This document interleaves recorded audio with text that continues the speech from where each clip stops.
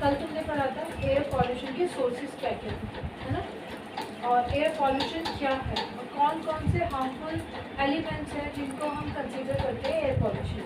ठीक है, कौन कौन से पढ़े थे? कार्बन डाइऑक्साइड, फ्लोरोफ्लोरोकार्बन और nitrogen oxide, sulphur dioxide, correct, carbon. Correct. Now we will discuss about harmful effects of air pollution. Air pollution produces a large number of bad effects on living and non-living things. Air pollution की वजह से काफ़ी बुरा असर पड़ता है living पे and non-living things पे. Air pollution can cause health problems in human beings. इंसान के अंदर health problems create होती है air pollution की वजह से. It can kill animals and plants. ये animals को और plants को मार भी सकता है. It can also damage the environment and property. ये environment को भी damage कर सकता है और property को भी damage करता है. We will now give the names, sources and harmful effects of various air pollutants. अब हम क्या क्या नाम है उनके, क्या क्या sources हैं और क्या क्या उनके harmful effects हैं अलग अलग air pollutants के, वो हम पढ़ेंगे. सबसे पहला एयर पॉल्यूशन हम पढ़ेंगे sulphur dioxide and it is very important पढ़ना इसको. Sulphur dioxide is produced by the burning of coal in factories and thermal power plants. Sulphur dioxide जो है वो फैक्ट्रीज में कोयला के जलाने से प्रोड्यूस होता है या थर्मल पावर प्लांट्स में कोयला के जलाने से प्रोड्यूस होता है. Sulphur dioxide is also produced by the burning of petrol and diesel. ये पेट्रोल और डीजल के जलने से भी प्रोड्यूस होता है. गाड़ियों में हमारा पेट्रोल या डीजल बर्निंग होती है, मोटर व्हीकल्स में, वहाँ से भी हमारा सल्फर डाइऑक्साइड प्रोड्यूस होता है. एक्चुअली द फ्यूल्स जैसे कोयला हो गया यानी coal, petrol and diesel contain some sulphur as impurity. इन सब के अंदर कुछ ना कुछ अमाउंट सल्फर का होता है इम्प्योरिटी की फॉर्म में, which burns to produce sulfur dioxide. जब ये जलते हैं तो क्या प्रोड्यूस करते हैं? Sulphur dioxide. Oil refineries also emit sulfur dioxide gas into air. जो हमारी ऑयल रिफाइनरीज होती है जहाँ पे हमारा ऑयल रिफाइन किया जाता है, कच्चा ऑयल हमारा प्योर ऑयल यानी इम्प्योर ऑयल हमारा प्योर ऑयल की फॉर्म में तैयार किया जाता है, उनमें भी हमारा सल्फर डाइऑक्साइड गैस एमिट होती है यानी निकलती है.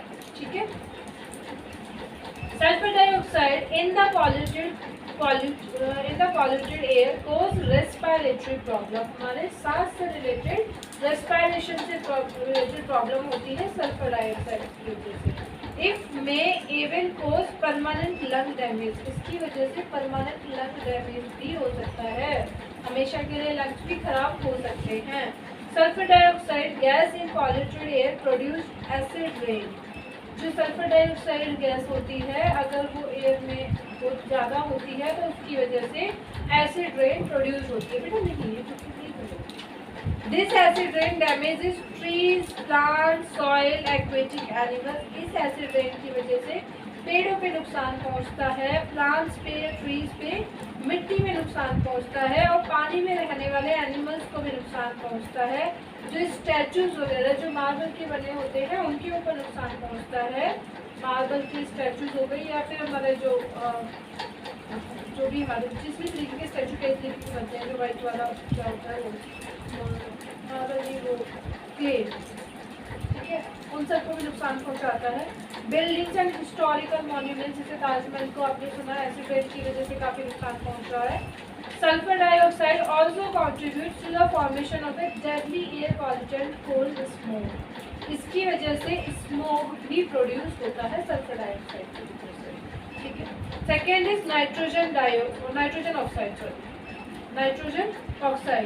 Nitrogen oxides are produced by the burning of fuels like petrols and diesel. Sulfur dioxide भी and nitrogen oxide भी पेट्रोल या फ्यूल के जलने से प्रोड्यूस होता है सल्फर ऑक्साइड. ठीक है. They are also produced by the burning of coal in factories.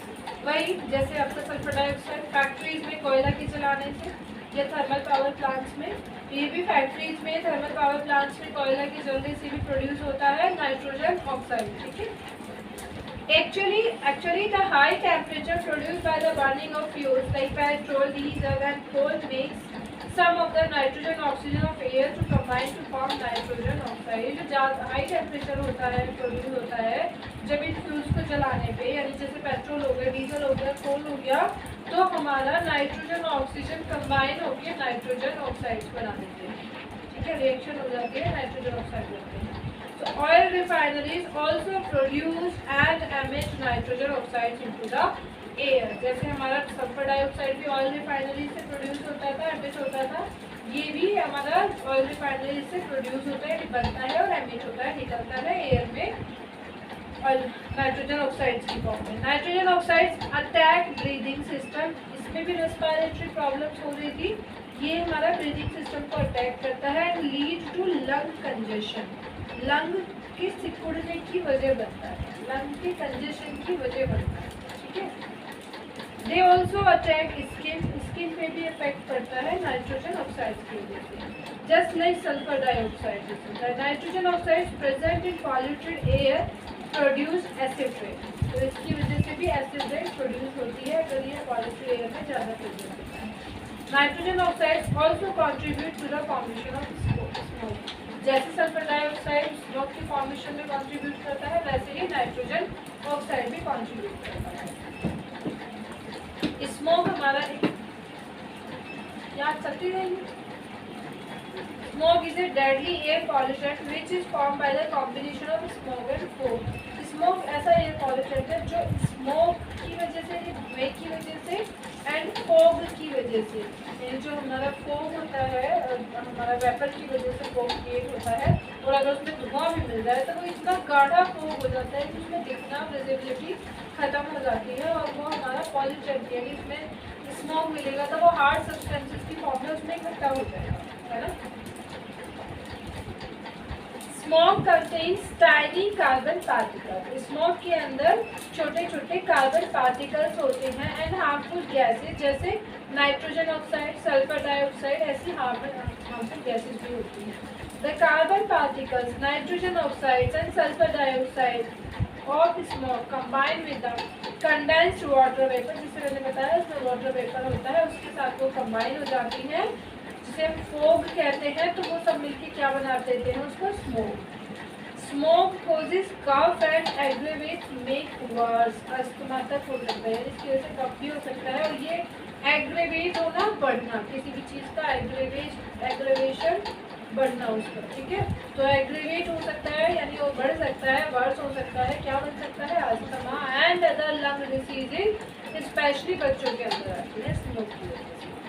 Carbon monoxide, carbon monoxide is produced by the incomplete combustion of fuels. अगर पूरा का पूरा फ्यूल ना जले तो उसकी वजह से कार्बन मोनोऑक्साइड प्रोड्यूस होता है। जैसे लकड़ी है, कई बार तुमने देखा उसमें आग ना लग के धुआं सा निकलता है ना, तो that is carbon monoxide produce हो रहा है। कैरोसिन अगर पूरा ना जले उसमें, या पेट्रोल या डीजल घरों में यूज़ किया जाता है, हमारी मशीनरीज में यूज़ किया जाता है, फैक्ट्रीज में यूज़ होता है, व्हीकल्स में यूज़ होता है, ये सारी चीज़ें क्या प्रोड्यूस करती, कब प्रोड्यूस होता है, जब वो पूरी तरीके से ना चले। ठीक है, इनकम्प्लीट कंबशन में। The exhaust gases of motor vehicles, जैसे कार्स, जैसे ट्रक्स की, उन सब के अंदर कार्बन मोनोऑक्साइड प्रोड्यूस होता है। दे एमिट इनटू एयर, वो कार्बन मोनोऑक्साइड एमिट करती है हवा में। Combustion of fuels which produces carbon monoxide, तो फ्यूल्स का combustion है जो कार्बन मोनोऑक्साइड प्रोड्यूस करता है, takes place in insufficient supply of air। उसमें क्या होता है कि एयर की पूरी sufficient सप्लाई नहीं होती, insufficient सप्लाई होती है। जैसे cigarette smoke also contains carbon monoxide, cigarette smoke के अंदर भी कार्बन मोनोऑक्साइड। अगर सफिशिएंट एयर सप्लाई होगी तो क्या हो जाएगा, बर्निंग हो जाएगी, आग लग जाएगी। सफिशिएंट नहीं होती तो स्मोक क्रिएट होता है ना। Carbon monoxide is a very poisonous gas. When inhaled carbon monoxide combines with the haemoglobin of our blood, जब हम इसको सांस में अंदर लेते हैं तो ये हमारे ब्लड के हीमोग्लोबिन में कंबाइन हो जाता है and reduces the oxygen carrying capacity of blood, और ब्लड की ऑक्सीजन को ले जाने की कैपेसिटी को कम कर देता है। ठीक है, Due to this, blood is not able to carry sufficient oxygen to our body parts। इसकी वजह से हमारे पूरे बॉडी पार्ट्स में ब्लड सफिशिएंट ऑक्सीजन नहीं पहुंचा पाता, कैरी करके नहीं ले जा पाता। दिस लैक ऑफ ऑक्सीजन की वजह से रेस्पिरेटरी प्रॉब्लम्स होती है, यानी जैसे ब्रीदिंग प्रॉब्लम्स होती हैं और हमें सफोकेशन होने लगती है। It causes suffocation. If too much carbon monoxide is inhaled, अगर हमने बहुत ज़्यादा कार्बन मोनोऑक्साइड इनहेल कर ली तो even it may cause death. ठीक है। Next is carbon dioxide. Carbon dioxide is produced in excessive amounts by the burning of large quantities of fuels. अगर हम बहुत ज़्यादा क्वांटिटी में फ्यूल्स को जलाते हैं तो उससे क्या होता है, कार्बन डाइऑक्साइड प्रोड्यूस होती है। जैसे लकड़ी को मतलब वुड हो गया, कोल हो गया, कोयला, kerosene, petrol, diesel, LPG and CNG homes, ये सभी कार्बन डाइऑक्साइड प्रोड्यूस करते हैं।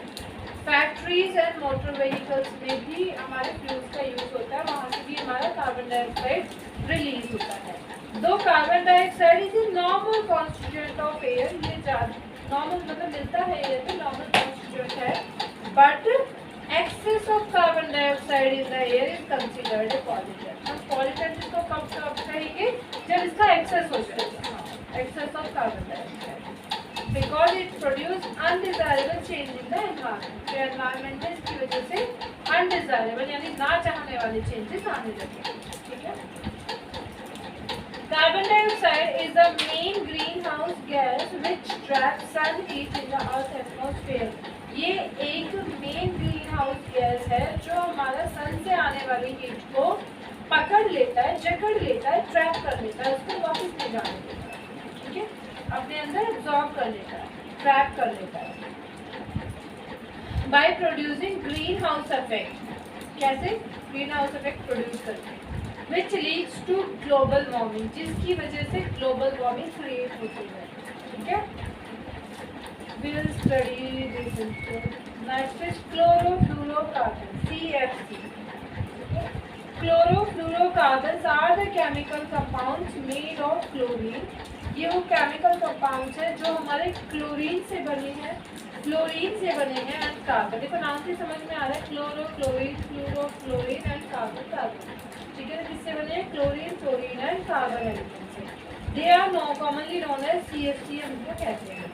Chlorofluorocarbons are used in refrigeration, कोई भी ठंडी करने वाली चीज़ में यूज होती है, यानी रेफ्रिजरेटर में, एयर कंडीशनर में, एरोसोल स्प्रे में, ठंडी करने वाली चीज़ों में। ठीक है, so all these sources release carbon chlorofluorocarbon into the air. ये सारे सोर्सेज एयर में क्लोरोफ्लोरोकार्बन रिलीज करते हैं।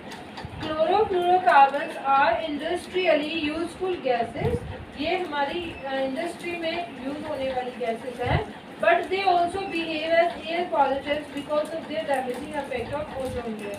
हम इन्हें एयर पॉल्यूटेंट्स की तरह ही बिहेव करती हैं, उन्हें कंसीडर करते हैं बिकॉज ये हमारी ओजोन लेयर को डैमेज करती है। इनके डैमेजिंग इफेक्ट्स की वजह से हम इन्हें कंसीडर करते हैं air pollutants. Chlorofluorocarbons are depleting the useful ozone layer of the upper atmosphere। ये जो क्लोरोफ्लोरोकार्बन है, डिप्लेट करना, कम करना, किसी भी चीज़ का डिप्लेशन मतलब खत्म होना, कम होना, ये डिप्लेट कर रही हैं, depleting the useful ozone layer of the upper atmosphere के यूजफुल ओजोन लेयर को कम कर रही है। ठीक है, दिस हैपन्स एज फॉलोज, कैसे होता है ये, कैसे कर रही है उसको कम दिया गया। Chlorofluorocarbons release into the air, ये हवा में रिलीज की जाती है, ये go up and ultimately reach high to the atmosphere. Light होती है, ऊपर चली जाती है, एटमॉस्फेयर में ऊपर पहुंच जाती है।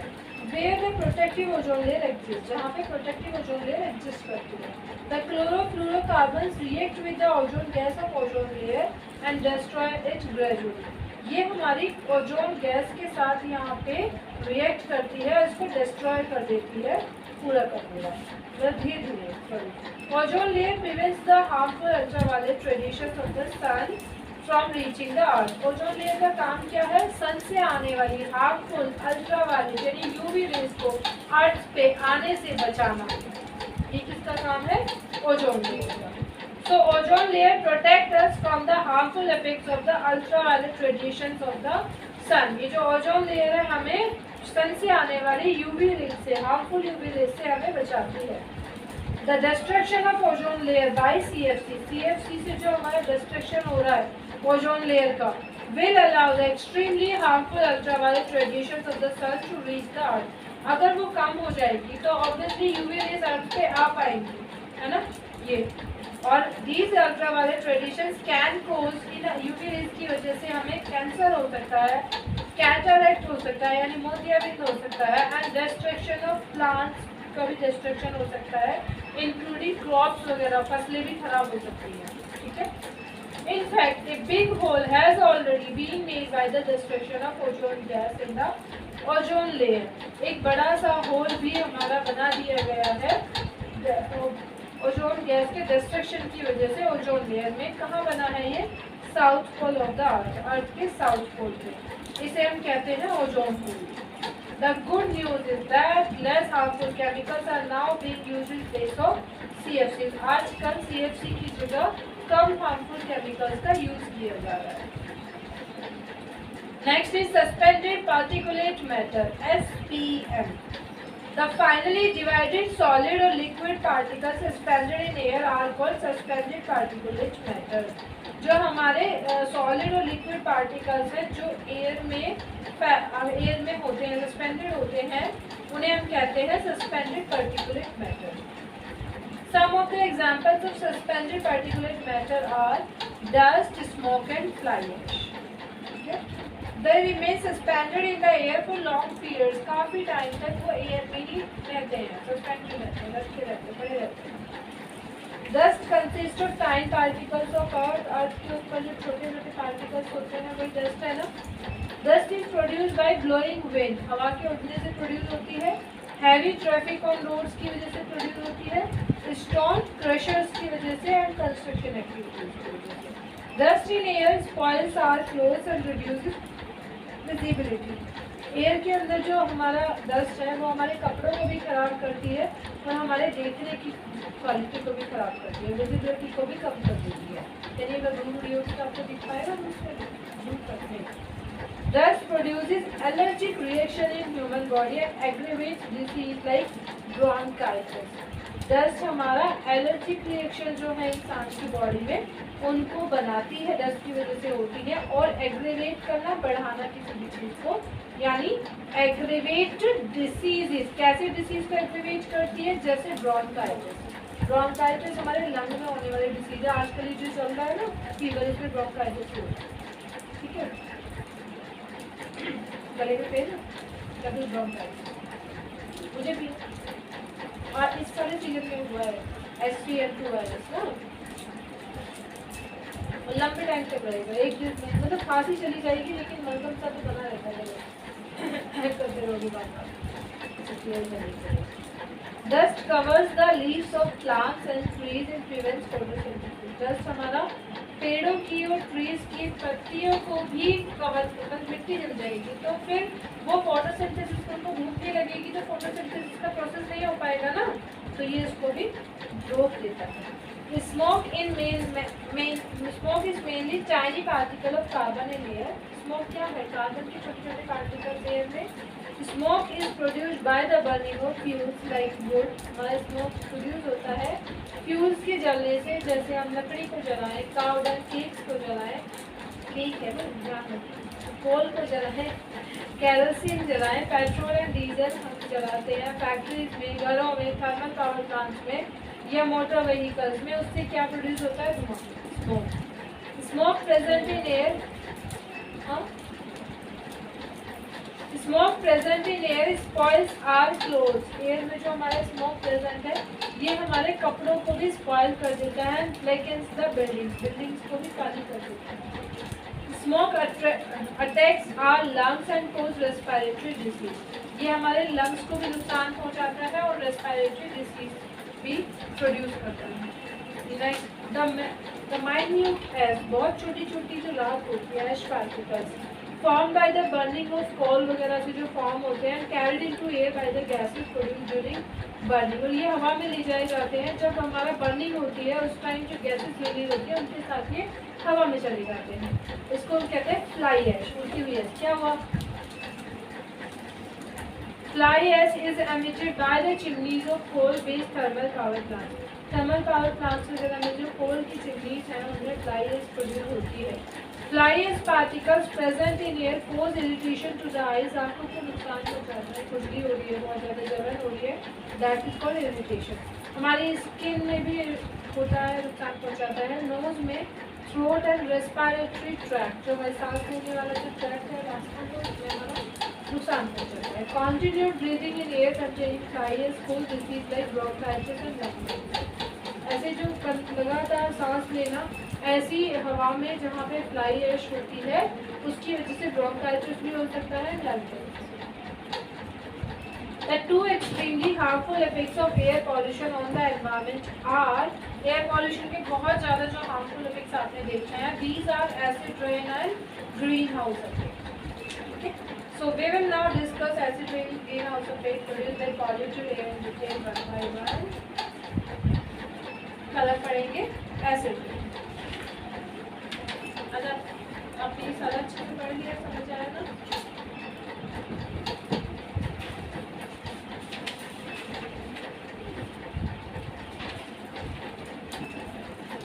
Next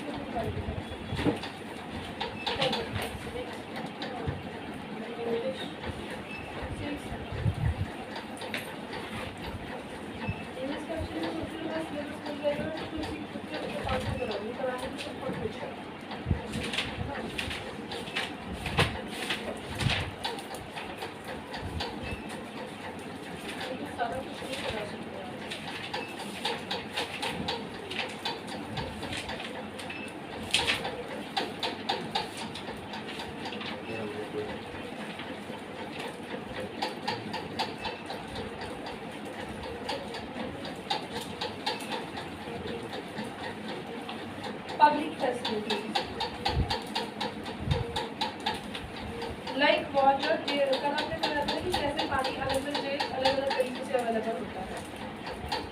Like water, there are other essential facilities that need to be provided for everyone. पानी की तरह यहाँ पे और भी ज़रूरी फैसिलिटीज़ हैं जो हर किसी को प्रोवाइडेड होनी चाहिए, मिलनी चाहिए. Last year you read about 2 other such facilities के बारे में आपने पढ़ा, जैसे हेल्थ केयर एंड सैनिटेशन के बारे में आपने पढ़ा. Similarly, there are things like electricity, public transport, schools and colleges that are also necessary. ये भी ज़रूरी हैं. These are known as public facilities. तो इनको हम क्या कहेंगे? Public facilities. मतलब बच्चे बताओ क्या क्या चीज़ें आ जाएंगी? वाटर आ जाएगा, हेल्थ केयर आ जाएगा, सैनिटेशन, स्कूल, कॉलेज, हॉस्पिटल्स, ये सब किस में आ जाएंगे? Public transport and electricity. The important characteristics of a public facility is that once it is provided, its benefits can be shared by many people. जब ये एक बार दिया जाता है तो इसके बेनिफिट बहुत सारे लोग शेयर करते हैं. स्कूल खोल दिया गया, अब एक इंसान के लिए तो नहीं खोला गया, बहुत सारे बच्चे करते हैं. पब्लिक ट्रांसपोर्ट है, बहुत सारे लोग उससे पब्लिक ट्रांसपोर्ट यूज़ करते हैं. So for it is provided, its benefits can be shared.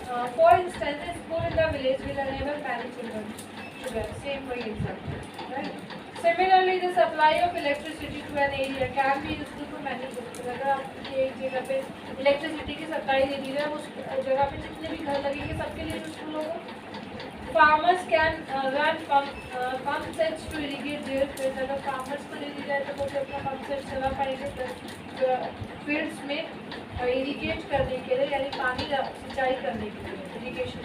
People can open small workshop that run on electricity. छोटी सी वर्कशॉप भी खोल सकती है जो इलेक्ट्रिसिटी से चलती है. Students will find it easier to study and most people in the village will benefit in some way or other. अगर स्कूल खोल दिया जाएगा गाँव में तो स्टूडेंट्स हम क्या करेंगे, पढ़ना उनके लिए आसान हो जाएगा, ईजियर हो जाएगा, और बहुत सारे लोगों के लिए और भी बहुत सारे बेनिफिट हो जाएंगे. वर्क भी मिल जाएगा, इसमें बच्चे भी पढ़ पाएंगे उनके. So these are the public facilities. Now next topic is the government role. Government's role. Given that public facilities are so important, ये मतलब देख लिया तुमने कि पब्लिक फैसिलिटीज बहुत इम्पोर्टेंट है. Someone must carry the responsibility of providing these to the people. किसी को इसकी रिस्पॉन्सिबिलिटी लेनी पड़ेगी ना लोगों को ये प्रॉपर प्रोवाइड करने के लिए. The someone is the government. वो someone कौन है? Government. One of the most important functions of the government is to ensure that these public facilities are made available to everyone. Government के important function में से एक function ये है कि ये इंश्योर करना कि हर किसी को ये पब्लिक फैसिलिटीज अवेलेबल हो, यानी सबको पानी मिले, बिजली मिले, स्कूल्स हो, ये सारी चीज़ें अवेलेबल हो, ये इंश्योर करना एक काम इम्पोर्टेंट फंक्शन है गवर्नमेंट का। Let us try understand why the government and only the government must bear this responsibility. क्यों गवर्नमेंट ये रिस्पॉन्सिबिलिटी लेती है और सिर्फ गवर्नमेंट लेती है? ठीक है, हम इसको समझने की कोशिश करते हैं। We have seen that private companies operate for profit in the market. तुमने देखा जो प्राइवेट कंपनीज हैं वो मार्केट में प्रॉफिट के लिए काम करती हैं, ठीक है। You read about this in the chapter on the story of a shirt in your class 8, 6, 7, class 7. जो अपनी शर्ट की स्टोरी थी आपने उसको पढ़ा। In most of the public facilities there is no profit to be had. Public facilities में तो कोई प्रॉफिट नहीं होता।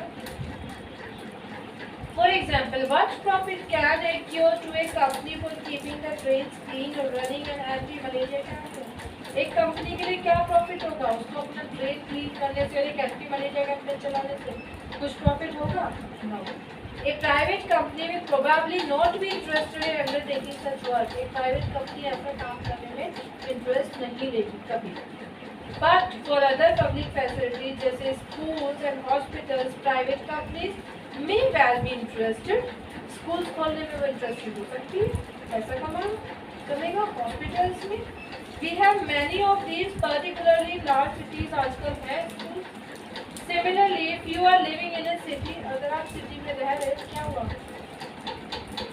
If you are living in a city, you will have seen private companies supplying water through tankers. तो तुमने देखा होगा कि प्राइवेट कंपनीज टैंकर्स के थ्रू पानी सप्लाई करती हैं और supply drinking water in sealed bottles, और सील्ड बोटल्स में पीने का पानी भी सप्लाई करती है private companies. In such cases private companies provide public facilities but at a price. ये पब्लिक फैसिलिटीज प्रोवाइड कर रही हैं लेकिन कुछ प्राइस पे, कुछ कॉस्ट पे, that only some people can afford, जो सिर्फ कुछ ही लोग अफोर्ड कर सकते हैं। Hence, this facility is not available to all at an affordable rate. ये फैसिलिटी सबके लिए अवेलेबल नहीं है अफोर्डेबल रेट पे। If we go by the rule that people will get as much as they can pay, अगर हम rule के देखें तो उन्हें जितना पे कर रहे हैं उन्हें उतना ही देना चाहिए, मतलब उतना ही देना चाहिए। For that many people who cannot afford to pay for such facilities will be deprived of the opportunity to live a decent life. बहुत सारे लोग जो अफोर्ड नहीं कर सकते इस तरीके की फैसिलिटीज को, वो इस तरीके की लाइफ स्टाइल को जीने से वंचित रह जाते हैं, ठीक है, डिप्राइव होना वंचित रह जाता है।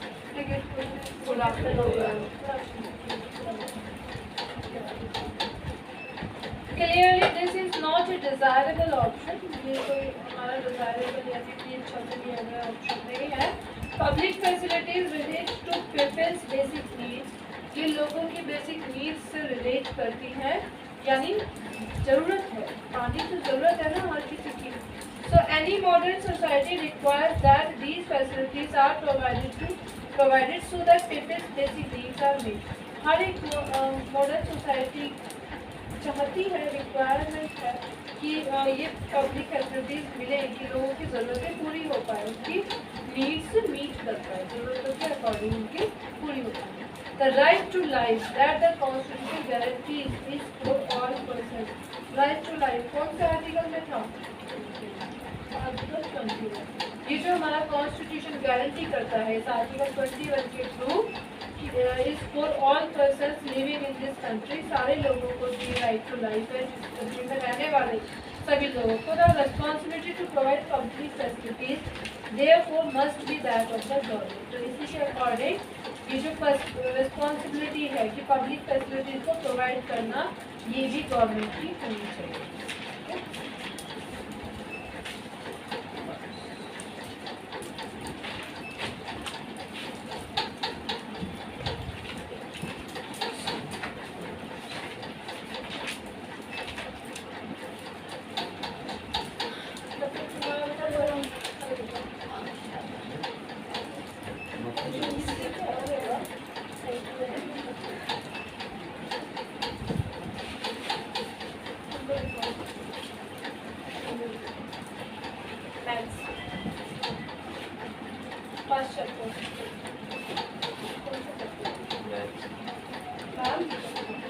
एटम का प्रोजेक्ट बनाना है। हाँ बना रहे हो। अरे वाह, अरे वाह, बहुत अच्छा।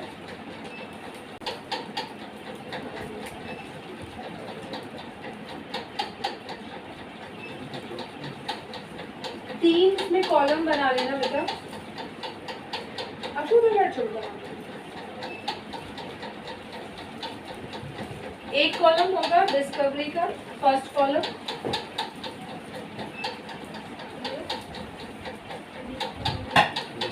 फर्स्ट कॉलम है second discovery, second column name of scientist, third column country, किस कंट्री से वो बिलोंग करते हैं। ठीक है, scientist name, second column name of scientist, country, third is country. पहली डिस्कवरी है एंटीबायोटिक। एंटीबायोटिक की डिस्कवरी किसने की? वैसे आप लोगों ने पढ़ा है ना, किसने की है एंटीबायोटिक की डिस्कवरी? कौन याद है एंटीबायोटिक? मैंने नहीं पढ़ा है, मेरे एग्जाम चल रहे थे।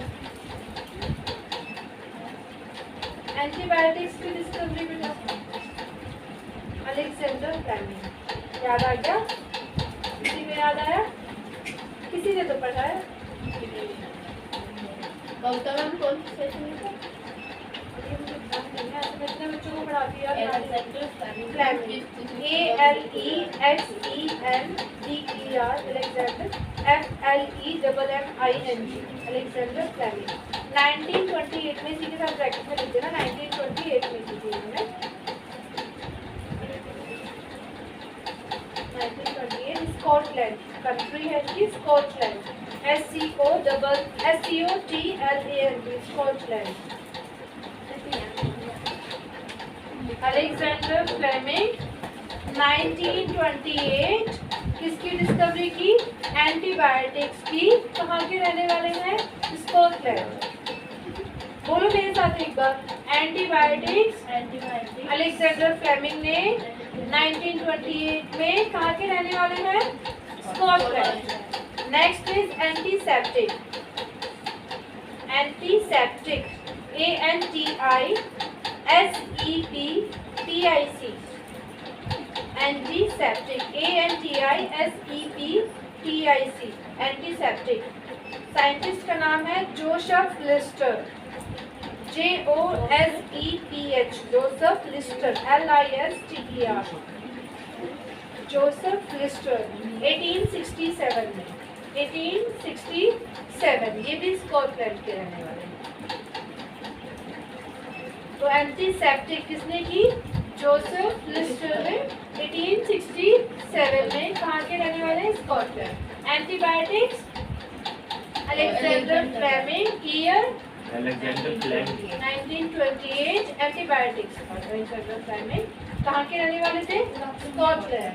फ्लेमिंग अभी लिखो फटाफट जल्दी। फ्लेमिंग। हाँ 3 कॉलम बना लो, ठीक है, जल्दी लिखो। जल्दी मैं इतनी लेट क्यों कर रहा? निकाले दो रे, आ दो गई लेट कर रहा बेटा। अशोक वो किसी को स्कूल छोड़ा ना बेटा, यहाँ बैठ जाइए। बताइए 18 यहाँ पे रख लो, तुम स्कूल लेके आओ। चल रहा बैठ जाओ स्टूल पे, तुम बैठ जाओ, तू उधर बैठ जाओ।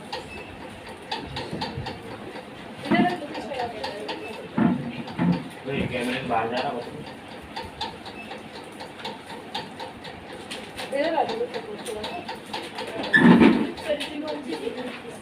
स्कॉटलैंड।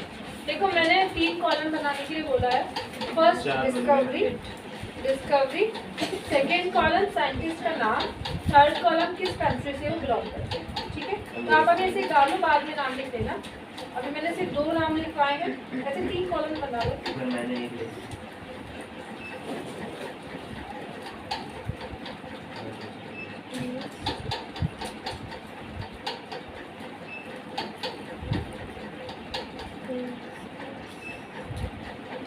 3 कॉलम बनाओ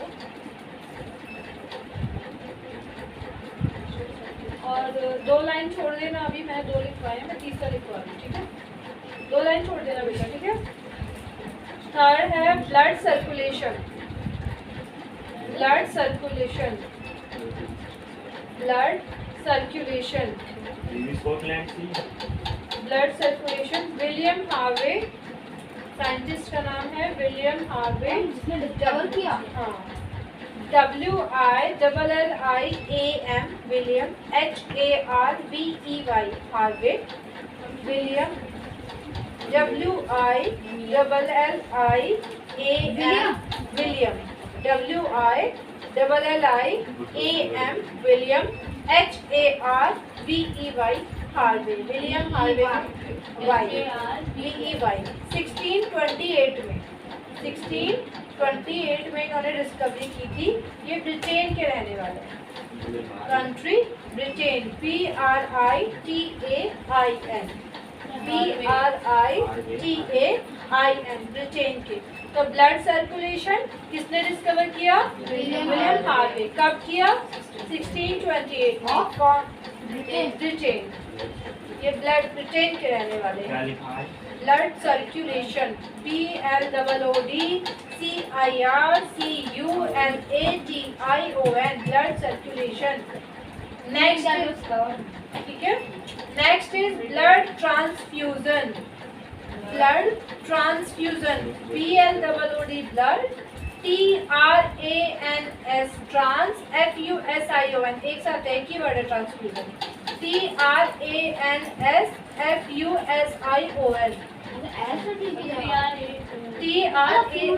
FUSION, transfusion, FUSION, fusion. Jean Baptiste Denis, नाम बताओगे? Jean, ZEAN, Jean, JEAN, Jean dash Baptiste, BAPTISTE,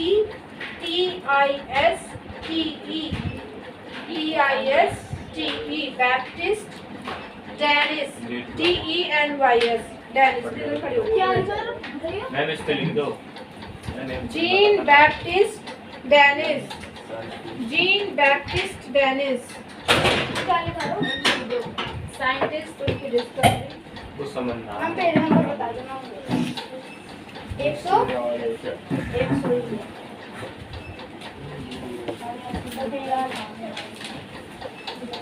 blood transfusion. बेटा उधर बैठ जाओ आराम से। सब important discovery. Blood transfusion discover किया इन्होंने जीन बैप्टिस्ट। हमारे कॉन्स्टिट्यूशन के इम्पोर्टेंट आर्टिकल्स लिखो फटाफट। कौन से हमारे संविधान के इम्पोर्टेंट आर्टिकल्स 28 नहीं 21 है। राइट टू मैं बता रही हूँ। आर्टिकल 1 से लिखो। आर्टिकल 1, मैं मुझे अच्छे से लिखूंगा। Tattoo T for tattoo. Important articles of our constitution. Heading डाल लो, important articles of our constitution. Important articles of our constitution.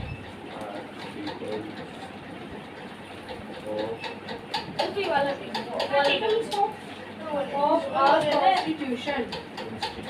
Article number 1। Article number 1 में क्या दिया हुआ है? Name and territory of union. Article 1 1 में दिया हुआ है प्रेस करके। आर्टिकल 1 क्या बताता है? Name and territory of the union. Name and territory of the union,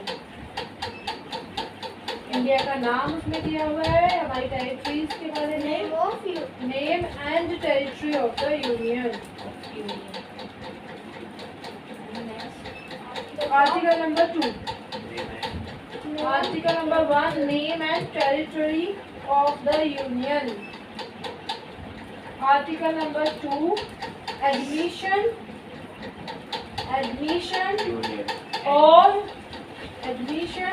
और एस्टेब्लिशमेंट ऑफ न्यू स्टेट्स। नए स्टेट का बनना या उसका जुड़ना। और एस्टेब्लिशमेंट, एडमिशन और एस्टेब्लिशमेंट ऑफ न्यू स्टेट्स। ठीक Okay. Admission and establishment of new states. Article 3. Admission and new states. Establishment of new states. Article 3. Formation of new states. Formation of new states. Formation of new states and alteration of areas. Alteration. ALTERATION. Alteration of areas. Alteration of areas, comma, boundaries or names of existing states. Or names of existing states. States. पुराने states का नाम. Formation of new states and alteration of areas, comma, boundaries. Alteration of areas, comma, boundaries,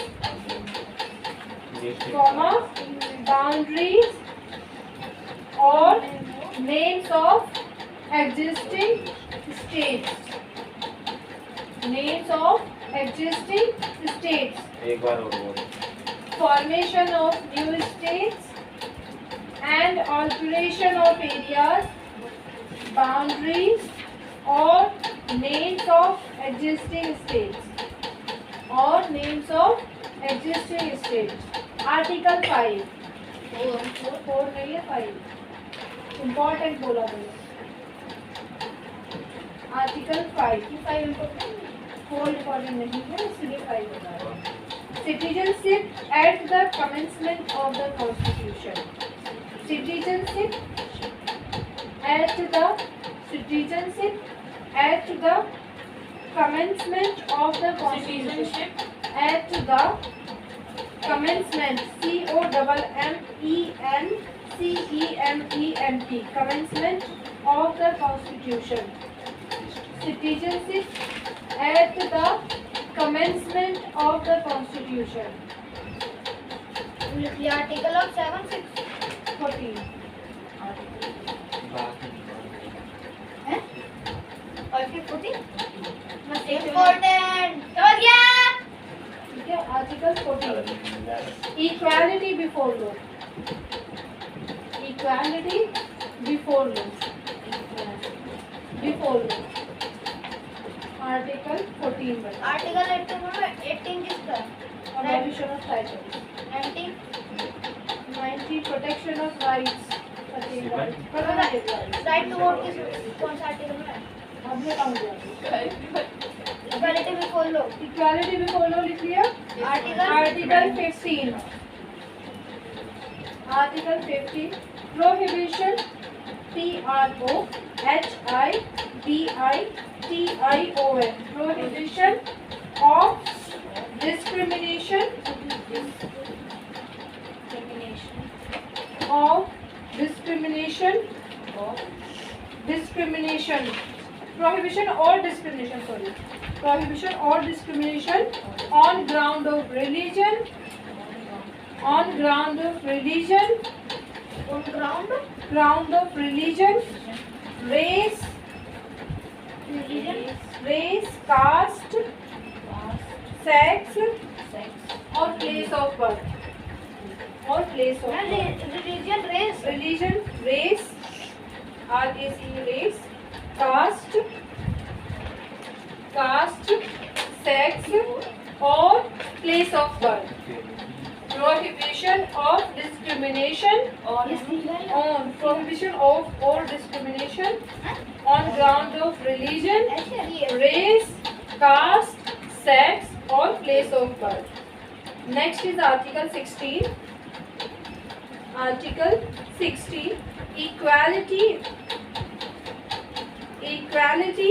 of opportunity. Equality of opportunity in matters of public employment. In matters of public employment. Equality of opportunity, equality of opportunity in matters of public employment. In matters of public employment. Article 17. Article 17. Article 17 बताता है abolition of untouchability. Abolition of abolition. ABOLITION.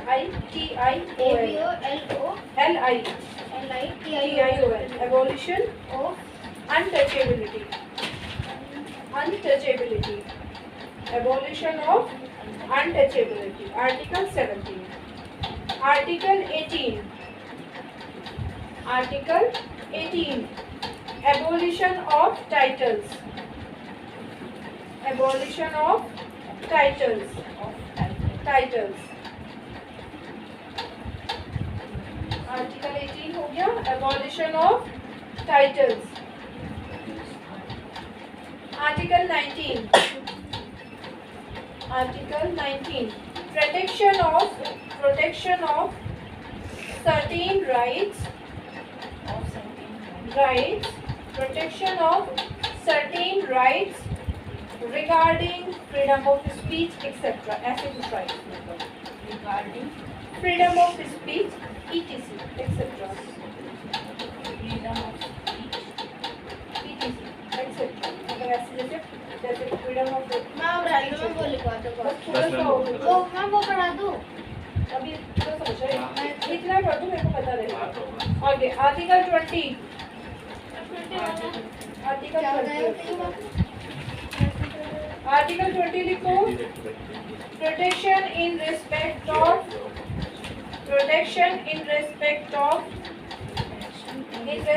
of conviction of offences. Conviction of offences. Conviction. Conviction of 15. Conviction of offences.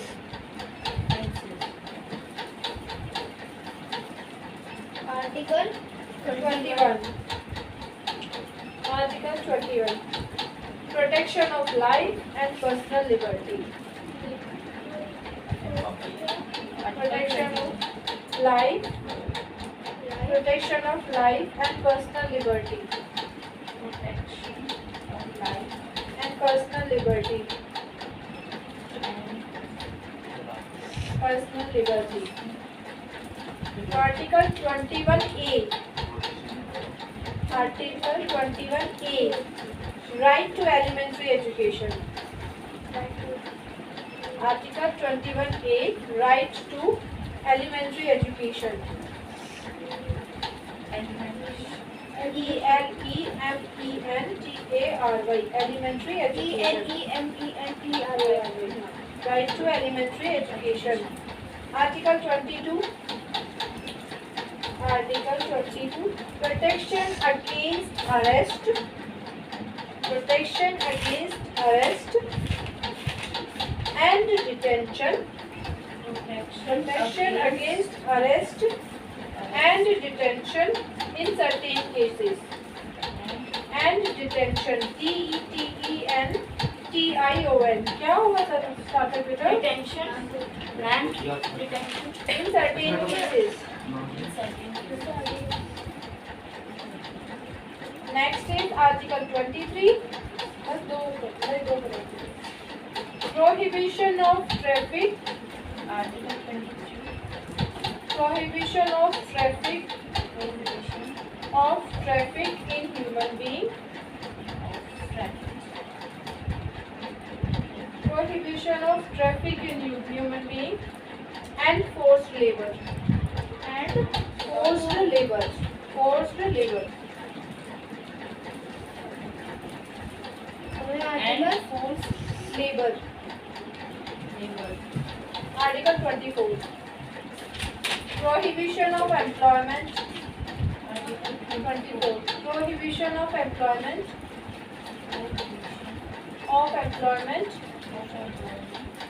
Prohibition of employment of children in factories. Prohibition Of employment. of children in factories. Prohibition of employment of children in factories की इसकी आज के लिए इतनी बात है।